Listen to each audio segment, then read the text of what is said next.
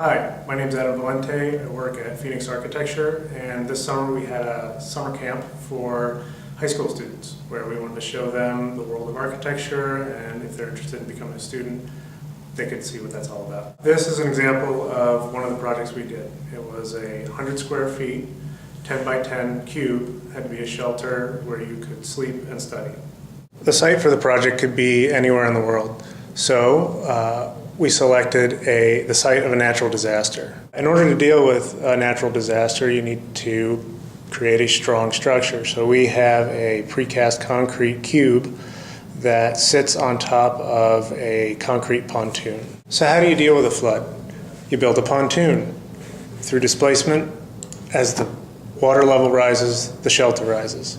Ancient China, Rome, and even the modern day example of a bridge in Washington that goes from Seattle to the mainland. The function of this pontoon is to raise the shelter up above the level of the water. So as the water level rises, the shelter rises with the water level.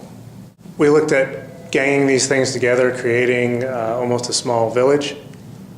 You could also use this as a first aid station or medical building. It could be placed anywhere at the site of a natural disaster. You could put 3 together. You could put 6 together. They can all float. They can float together. They can act as one unit. Because they're concrete, they support themselves. They can also support each other. You can put 6 together. You could create a small little village. So in conclusion, the only thing limiting this design is your imagination.